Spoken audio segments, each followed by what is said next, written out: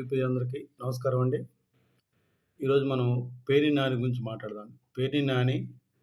పేర్ని నాని తన భార్య జయసుధ అమాయకురాలని, శుద్ధపూసలని చెప్పాడు. చెప్తున్నాడు నిన్న. అది విని ప్రజలు అనుకుంటున్నారు. మరి తన భార్య శుద్ధపూసలైతే ప్రజలు చాలా డౌట్‌లొస్తున్నాయి. ఏంటి ఈయన ఇంత శుద్ధపూస అంటున్నాడు. ప్రజలకు సమాధానం చెప్పమని చెప్పి ప్రజలు అడుగుతున్నారు. పేర్ని నాని నువ్వు సమాధానం చెప్పాలి. వాళ్ళ డౌట్‌లకి నువ్వు సమాధానం చెప్పాలి.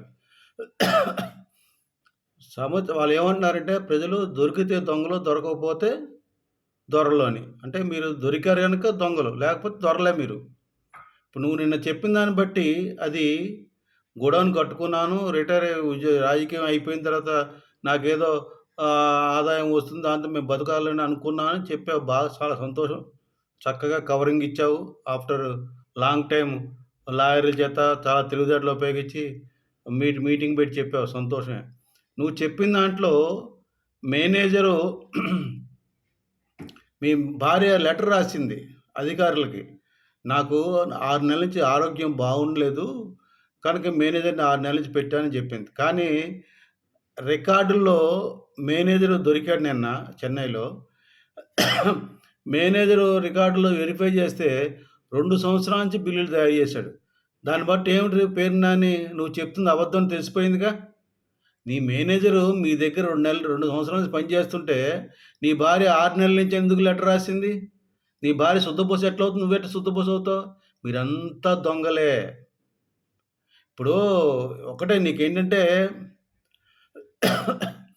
చాలామంది నాదెండ్ల మనోహర్ గారు, పవన్ కళ్యాణ్ గారు ఆదేశానుసారం ఆయన మొత్తం అన్ని రాష్ట్రంలో అన్ని జిల్లాలు కావచ్చు, ఎక్కడెక్కడ సివిల్ సప్లైస్ గుడౌన్లు ఉన్నాయో అక్కడ వెరిఫై చేయమని చెప్పి ఆదేశించారు. ఆ ప్రకారం నీ మచిలీపట్నం గుడౌన్ కూడా వస్తుందని నీకు ఎవరు ఉప్పందించారు, తెలుగుదేశం వాళ్ళు. నువ్వు చెప్తున్నావు కదా, నాకు తెలుగుదేశం ఎమ్మెల్యే చెప్పారు, ఎంపీ అధికారులు చెప్పారని. ఆ అధికారులు ఉప్పు అందించారు కనుక నువ్వు ముందుగానే కొంత లెక్క చెప్పేసి, ఈ లెక్క ఇన్ని బస్తాలు తగ్గియండి, మీరు అవసరమైతే ఆ బస్తాలు మేము బయట మిల్లు నుంచి కొని ఇచ్చేస్తాం, లేకపోతే డబ్బులు కడతామని చెప్పి లెటర్ రాశారు చాలా తెలివిగా. తీరా చూస్తే అది నువ్వు రాసిందేమో 3000 చిల్లరంత బస్తాలకి, అది చాలా ఎక్కువైంది. కేసు పెట్టారు, తప్పించి తిరుగుతున్నారు, బెయిల్ కోసం అప్లై చేసుకున్నారు, బెయిల్ రాలేదు. బెయిల్ వస్తుందో రాదో తెలియదు, తర్వాత విషయం. నువ్వే శుద్ధపూసం అంటావేంటి నాన్న? అరే నాన్న, పేర్ని నాని శుద్ధపూసం ఎట్లా అవుతారు? నువ్వు పెద్ద దొంగ, గజ దొంగ, గోకర్ణ కఠోర దొంగవు నువ్వు. ఎరా నీ ఇంట్లో ఆడపడుచు, నీ ఇంట్లో స్త్రీ అయితేనే ఆడబిడ్డ, బయట వాళ్ళు ఆడబిడ్డలు కాదా? మరి చంద్రబాబు నాయుడు గారు భార్యని అంత దారుణంగా మాట్లాడారు, బయట మాట్లాడారు, అసెంబ్లీలో మాట్లాడారు. ఆవిడ ఆడబిడ్డ కాదా? ఇంట్లో ఆడవాళ్ళు కాదా ఆవిడ? మరి పవన్ కళ్యాణ్ గారు భార్యలు ఎందుకు లాక్కొచ్చారా మీరు? భార్యల గురించి ఎందుకు మాట్లాడారా? వాళ్ళు ఆడవాళ్ళు కాదా? నువ్వు కుక్కలాగా విశ్వాసం చూపించే రాజశేఖర రెడ్డి గారి భార్య సతీమణిని పట్టుకొని ఆ పనికిమాల రాఘవరెడ్డి ఎవడో పనికిమాలినాడు ఆమె శీలానికి శంకిస్తూ ఇవి షర్మిల రాజశేఖర పొట్టలని చెప్పి వాడు సోషల్ మీడియాలో పోస్టులు పెడితే ఏం పీకుతున్నారా మీరు? ఆవిడ ఆడబిడ్డ కాదా? షర్మిల గారిని పట్టుకుని ఎన్నేసి రూమర్లు పెట్టి ఎన్నేసి మాట్లాడుతున్నారు, ఆవిడ శీలాన్ని శంకిస్తున్నారు. ఆడబిడ్డ కాదా? అంటే మీ ఇంట్లో ఆడబిడ్డేది ఆడబిడ్డ, జగన్మోహన్ ఇంట్లో ఆడబిడ్డ, మిగతా వాళ్ళు ఆడబిడ్డలు కాదు. రాష్ట్రంలో దేశంలో ఉన్న స్త్రీలు వాళ్ళ ఆడబిడ్డలు కాదు.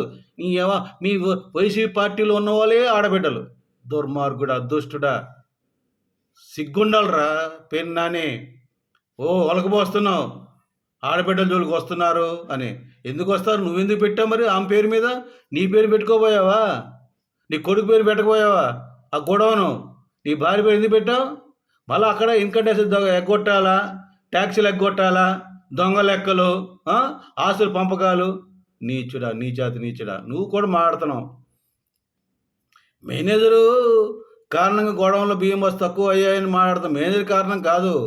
మేనేజర్ కారణమో కాదు. మేనేజర్ అయితే మేనేజర్ పట్టుకుని నువ్వు అరెస్ట్ చేయాలి. నువ్వు మేనేజర్ని పట్టుకొని నువ్వు అప్పచెప్పాలి పోలీసులకి, వీడి వల్ల మాకు జరిగిందని.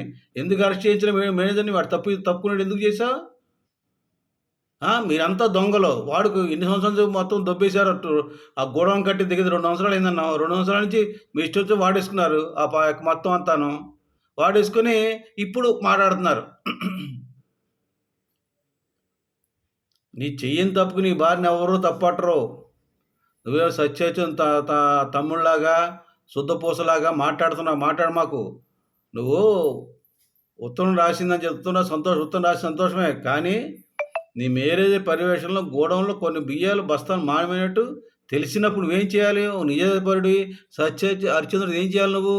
ఇమ్మీడియట్‌గా ఏవండీ మా మేనేజరు మేము వెరిఫై చేస్తుంటే మా గోడౌన్‌లో ఇన్ని బస్తాలు తగ్గినియి. మీరు దీని మీద ఇంకా సంపూర్ణ ఎంక్వైరీ చేసి దీన్ని కనుక్కోవాలి. ఈ తప్పు ఇలా జరిగిందో మాకు తెలీదు. మేమైతే బాధ్యులం కాదని సవినయంగా ఆ యొక్క డిస్ట్రిక్ట్ అథారిటీకి రాస్తే, ఎస్పీకి రాస్తే బాగుండేది. అది చేయలే. అది చేయకుండా మా మమ్మల్ని ఇబ్బంది పెడుతున్నారు. మీ తల్లిగారి మీద ఒట్టు మాకెందుకురా? చనిపోయినవాడి మీద ఒట్టెందుకు? నీ బతుకుని మీ ఆవిడ మీద ఒట్టేయి. లేకపోతే నీ కొడుకు మీద ఒట్టేయి. చనిపోయిన మీ అమ్మగారి మీద ఒట్టెందుకురా బాబు? నువ్వెప్పుడైనా మీ అమ్మగారు చనిపోయిన రోజున ఎప్పుడన్నా 10 మందికి భోజనం పెట్టావా? దుర్మార్గుడా! చనిపోయిన తల్లి మీద ప్రమాణం చేస్తాడు దుర్మార్గుడు. నువ్వు ఒక్కటి తెలుసుకోవాలి పేరు నాని, ఎవరైనా చెయ్యని తప్పుకి ఎవరు చేయరు. నువ్వు నీ స్వయంకృతపరాధం ఇది. నీ భార్య పేరు పెట్టడం గొడవనికి నీ తప్పది. ఆవిడ ఏ1 కరెక్టే. ఎందుకంటే ఆవిడదే కనుక ఆవిడ పేరే పెడతారు. మేనేజర్ ఉన్నాడు కానీ వాడు A2గా అయ్యాడు. A2 దొరికాడు. A1 దొరకాలి. ఖచ్చితంగా అరెస్ట్ చేస్తారు. ఇప్పుడు చంద్రబాబు నాయుడు చెప్పాడు. చంద్రబాబు నాయుడు గురించి గొప్పగా మాట్లాడుతున్నావు నువ్వు. చంద్రబాబు భార్య గురించి అసహ్యంగా మాట్లాడే రోజులు ఎన్నో ఉన్నాయి. ఒక్కసారి గమనించాలి. నీతిమాలిన మాటలు మాట్లాడేసి, నీతి తక్కువ మాటలు మాట్లాడేసి ఇప్పుడు శుద్ధపూసని అని మాట్లాడితే సరిపోదు.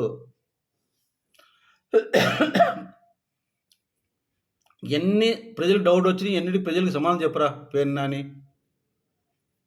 నువ్వు మంచివాడైతే చక్కగా సక్రమంగా వెళ్ళాలి.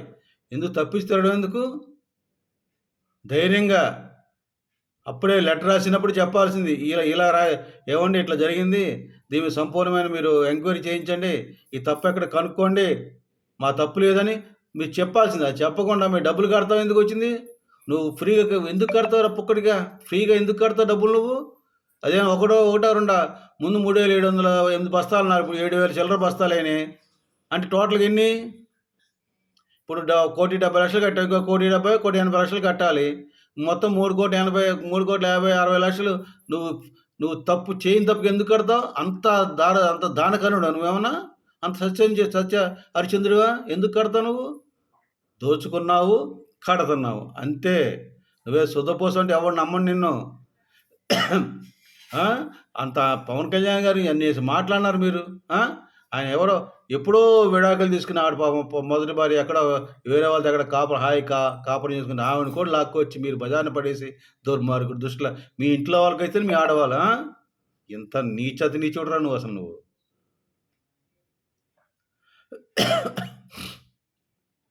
ప్రజలకి సమాధానం చెప్పు పేరు నాని.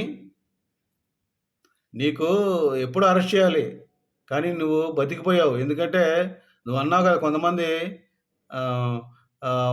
TV5 మూర్తి చెప్పాడు, ఈ యొక్క రేషన్ బియ్యం దొంగ రవాణాలో 150 మంది ఎమ్మెల్యే దాకా డబ్బులు అందుతున్నాయి ప్రతి నెల అని. అందబట్టి ఆ తెలుగుదేశం లంచం తీసుకున్న ఎమ్మెల్యేలు నీకు ఉప్పందించి నీకు సాయం చేశారు కనుక నీ భార్య, నీ అరెస్టు, నీ కొడుకు అరెస్ట్ కాలేదు.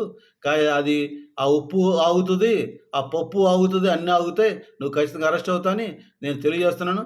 ప్రజలకు సమాధానం చెప్పాల్సిన బాధ్యత నీది. వాళ్ళ సందేహాలు తీర్చాల్సిన బాధ్యత నీది. ఒక్కడు మాత్రం ప్రజలు ఏమంటున్నారు చెప్పమంటావా? ఇట్లా నా దుర్మార్గుడా, నీ నాలిక నిలువున చీరిన తప్పు లేదని ఆంధ్రప్రదేశ్ ప్రజలు అంటున్నారు. ఇది వాస్తవం. జై జనసేన, జై హింద్.